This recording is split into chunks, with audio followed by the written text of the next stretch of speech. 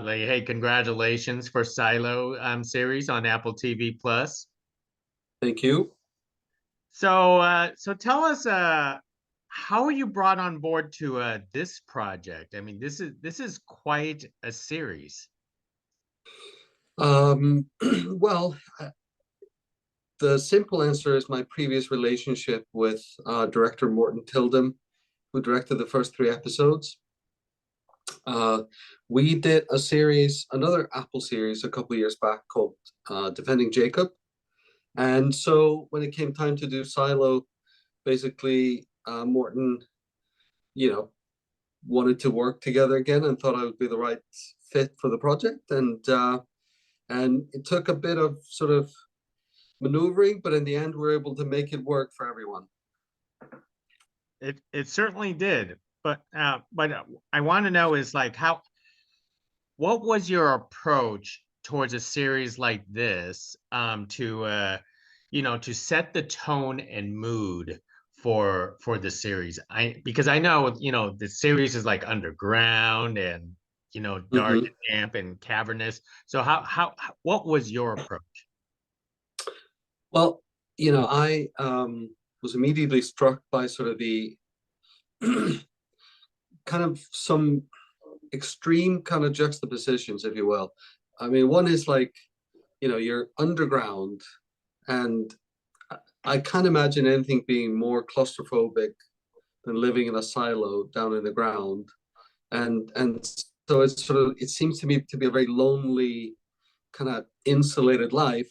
But at the same time, you have this huge scope of a massive silo with tens of thousands of people living in it, or above 10,000 anyway. And so it was sort of that idea of just like, how do you get really personal and intimate with people living in the ground essentially, and juxtapose that with that sort of huge scale of the silo. And so I suppose it's sort of like the micro and the macro. It's just like I wanted to be able to make the audience feel for these people and sort of their just personal lives being very lonely and insulated, but also feel that they live in this massively huge space underground. Now, when with the main theme, what how did you actually come up with that main theme? What actually inspired you to come up with the how can you say the crescendo, the variations of that theme through Silo? Mm. Well, my idea, I mean, it's a very, it's a pretty simple tune, but it's sort of like starts on the fifth and it goes up. It's like my idea was like, in the end, I think that, maybe people living in a silo would have the sort of urge or the dream to get out and get up on the surface. And so like the melody is always trying to go up for the most part. It's like leading upwards. And so that was kind of like the intellectual concept, I suppose. But to be honest, I just sat down at the piano and I started kind of messing about with maybe with that idea sort of in the back of my subconscious.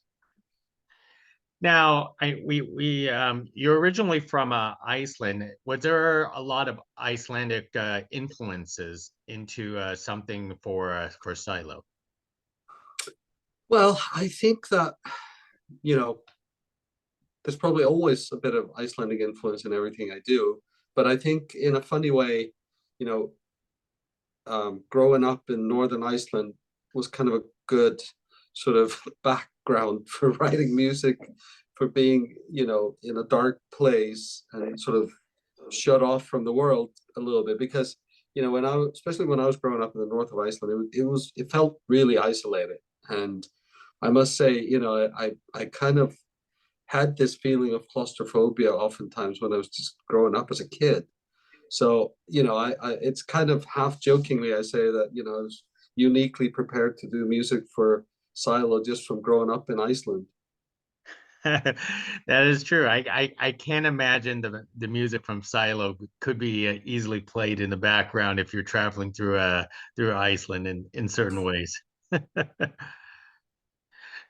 Now, for yourself, because you've done both series and films, do you have different approaches towards them? Um, Not really. I mean, essentially, it's the same thing. You know, in a way, I feel like Silo is just like one incredibly long movie broken up into chapters. And that's why, I suppose you could say I think in Silo I've gone a bit more, um, what should I say? I've been kind of more true to some specific themes and just played them again and again as you would in a movie, more so than say episodic television. So it's a little bit of both, I suppose. And I think it's also Morton again Tilden, who directed the first three episodes. He comes from doing features originally, and I you know did have done a bunch of features as well. And I think we both felt that it was kind of a almost like a tool to use for Silo to make it feel, I don't know, maybe more movie-esque or more cinematic or whatever you want to call it. Just using that sort of old-fashioned method of scoring a film by really sticking to the themes and being not being afraid to just really write those themes. So in the series like this, because there are multiple directors, do you have to change the music just a little bit, or you have just established one throughout for all 10 episodes? Well, I think we certainly established the tone and the style of it in the first three episodes. Obviously, it's not so much different directors. I mean, it's obviously a producer-driven show, and Graham Yost, at the end of the day, is sort of the showrunner, and it's his beast, if you will. So, fortunately, Graham was, that said, Morton is also a producer on the show, and Morton kind of was in charge of the first three episodes, and then Graham sort of took over. But fortunately, Graham um, agreed with the direction that Morton and I went into with the first three episodes, and so I think, I mean, if there is a success to how I scored the show, I think partially it is that it's very stylistically cohesive, and I think hopefully we'll be able to retain that in season two. Although I have a bunch of new ideas for the music for season two, and I think the series will call for that, but it'll still be harkened back to the original concept. And I don't know. I mean, listen, it's storytelling, it's world building, and I think that you know to build a cohesive world, I think you have to be true to a certain musical style. I'm curious, do you create the composition of the music after they film and you watch the scenes, or do you come up with the music before or during they film? It's a bit of a kind of combination of both because I mean I write the themes and I write a lot of music away from picture before sometimes just to the script, sometimes or sort of inspired by the script, sometimes inspired by watching some footage. And so in a way, like you write a bunch of music, and I think most composers do this. You write your themes and your musical ideas, and then you know you sort of have to kind of adapt those to the film or to the series. And so yeah, I think you could say it's a little bit of both. Like, I think that it's important before you start writing what we call cues, which is just the music to a specific scene. It's important to have, you know, a strong musical idea to build on. Otherwise, I think there's the risk that you're going to be writing something a bit too bland. And I also find that it's really important to write away from the picture or the script even, and just kind of because if you're composing while watching a scene, I think a part of your imagination and your brain is kind of limited because you're taking in the stimuli, the information from the picture. But I think the best stuff happens when you actually have full access to your creativity and your imagination, and then, you know, go in later and kind of marry that with the images. Most excellent. And I know in the past you have used choirs, and I think there was a specific composition. And you could correct me if I'm wrong. In Silo, that you did you use a choir? Yeah, it's interspersed sort of through different things, but Juliette's theme, which is well, self-explanatory. I use a rendition of that with more like a solo female voice, and then I use quite a bit of choir.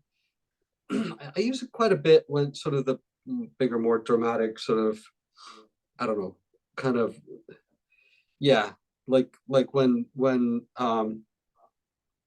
the scenes, for example, when people decide they want to go out and they're being sort of let out. I tend to use like sort of, and I mean, the idea behind the choir came from a conversation that Morton and I had about, wouldn't it be kind of, it's almost like they're supposed to kind of represent the ghosts of the silo, like the voices of people who have perished and just sort of lived their lives and gone through that place. And so it's used to sometimes for sort of spooky effects, but a lot of it is used to kind of, I don't know, I guess there's nothing more human, there's no more human instrument than the voice. So I think those moments when humanity is really kind of needed is when we sort of, you know, turn on the choir faucet. Well, let me wrap with one more question because I like to think that I have a musical ear as I was listening to your orchestra throughout the entire series. You have a heavy reliance on I want to say like violins and strings and that kind of stuff, and a little bit of piano and then some horns. Is that your specialty when it comes to composition? Um, no, I don't think so. I mean, I am a piano player. I mean, it's sort of like my main instrument. So I think there might be a tendency, you know, to kind of lean on that a little bit. But I actually think that, the first sound that I made for Silo, the very, very first thing I did is a simple synthesizer, sort of fluctuating synthesizer sound. And actually, if you really go in and analyze the score, I think you'll realize that it's actually heavily electronic, and it's more electronic than anything else. But maybe it's the actual live instruments that somehow sort of cut through and touch you. But there's a ton of electronic sound design, synthesizers, and that kind of stuff. So in my mind, actually, Silo is a very sort of electronic score.